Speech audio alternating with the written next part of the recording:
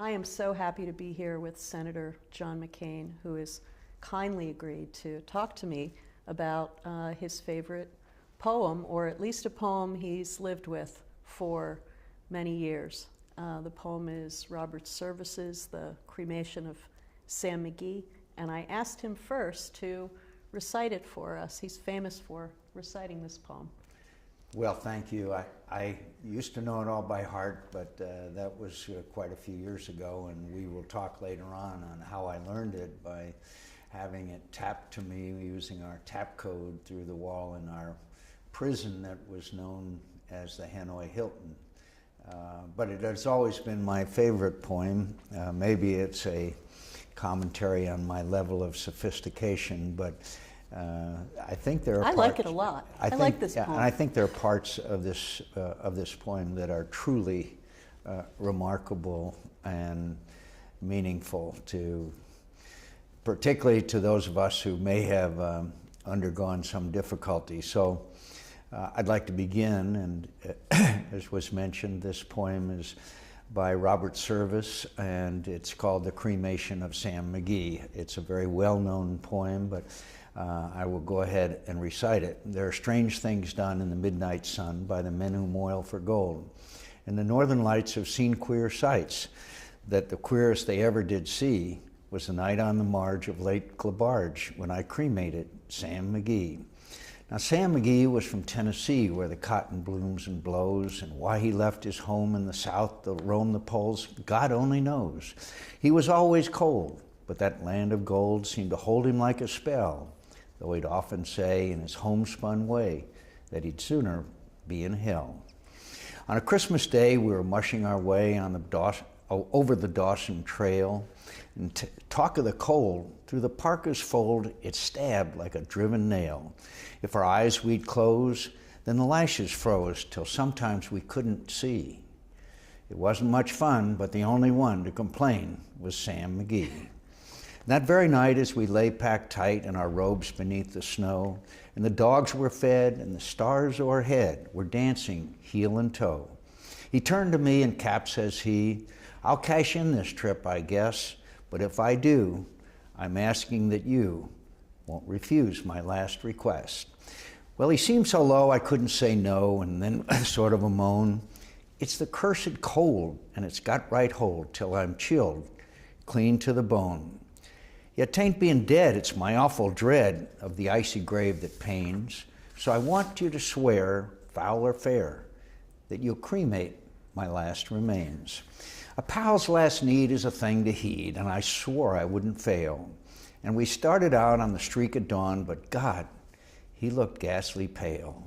He crouched on the sleigh and he raved all day of his home in Tennessee. And before a nightfall, a corpse was all that remained of Sam McGee.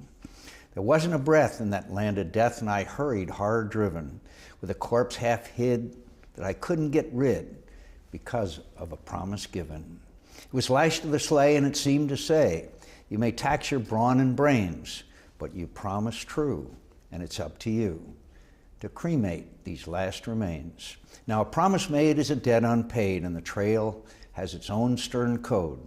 And in the days to come, though my lips were dumb, in my heart, how I cursed that load. In the long, long night, by the lone firelight, while the huskies round in a ring howled out their woes to the homeless snows. Oh God, how I loathed that thing. And every day that quiet clay seemed to heavy and heavier grow. And on I went, though the dogs were spent and the grub was getting low. The trail was bad and I felt half mad, but I swore I would not give in. And I'd often sing to that hateful thing, and it hearkened with a grin. Till I came to the marge of Lake Labarge, and a derelict there lay. It was jammed in the ice, but I saw in a trice it was called the Alice May.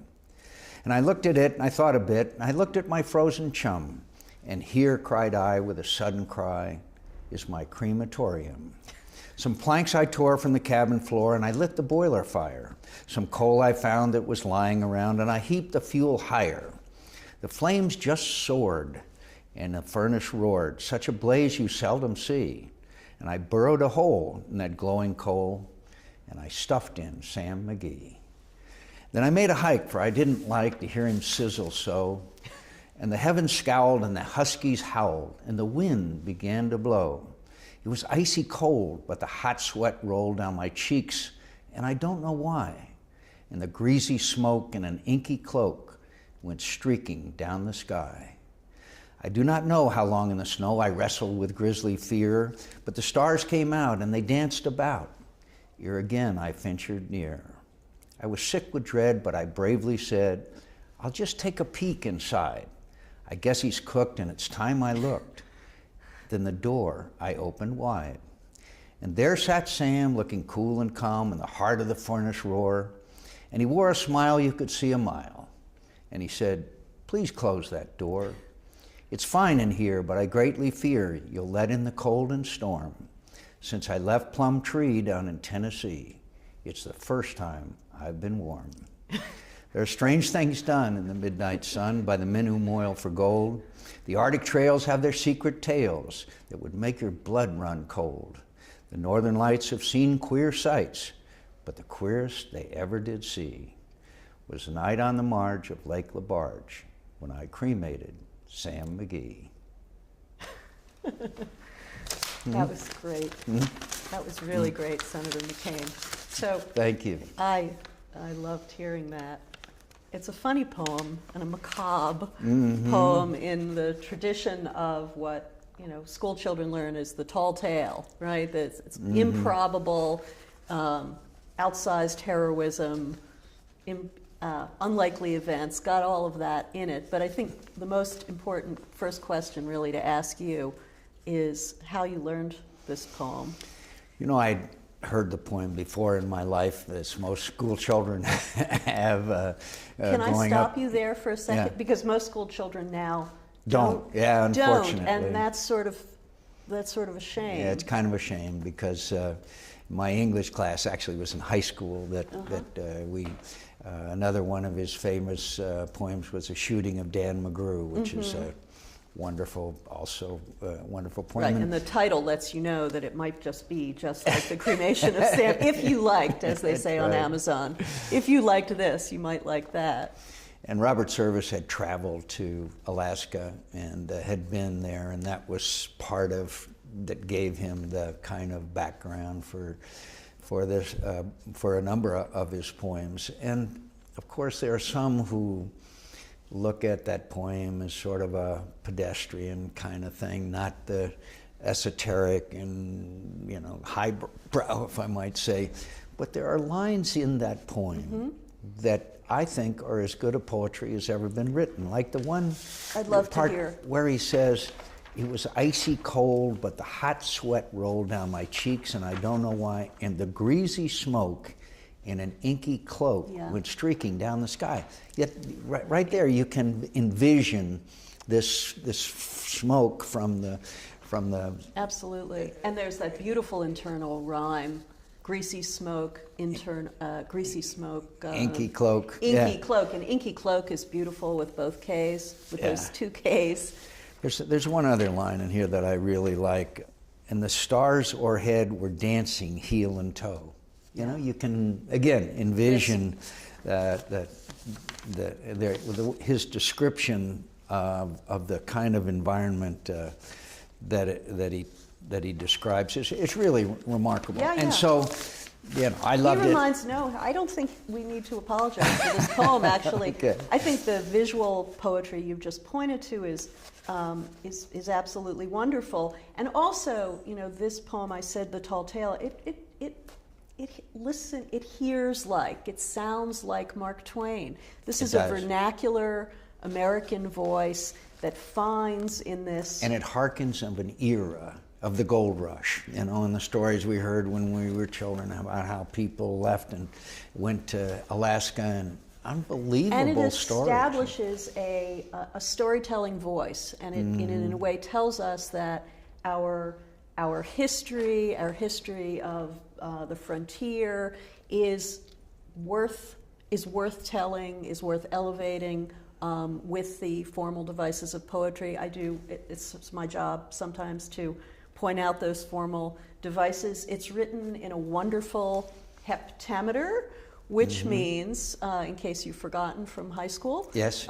Which means that there are 7 stresses in the line, and in more or less every line, some are a little longer than others, some are a little shorter, but I think that that's part of what helps you read it as beautifully as you do, Well, because thank your voice learns those stresses. And could I mention one other aspect of it? That the whole gold rush in Alaska was an incredible time. Men, primarily, almost exclusively, except for certain ladies, went to accommodating ladies. There you go. They left their homes, they left their families, they left whatever, the farm, whatever it was, and they went to a place they'd never heard of. And when I was younger, I loved the Jack London stories. One of my favorite Jack London short stories is To Build a Fire. The guy that tries the first time to light the fire, he's by himself, and the old guys that told him, don't ever travel alone, and he, you know, it's... Right, and Call of the Wild. Yeah, Call of the Wild, and White Fang, I think was, anyway. This also is reminiscent of an era in America which is just impossible for us to comprehend, that young men working all over America, whether they be in the crowded New York City or on the farms of Nebraska, said, hey, I'm going to Alaska. I'm going in the gold rush. I mean, they had no clue as to what it was. They just heard there was gold. And thousands came, and thousands died too. What's interesting, I mean, it's one thing to be seized by the profit motive. It's another thing to have to live in Alaska. Especially again in the winter. They could not have had any idea of how difficult the life was. But anyway, it was a remarkable period in American history. Yeah. It was only a few years. It wasn't any elongated period of time. And you just reminded me of when you talked about young men from all over. I had wanted to ask you about Sam McGee from Tennessee, and that this is a guy who really can't stand up to the rigors of the wilderness. I mean, the poem is really just about someone who's not adjusted to the climate and suffers it.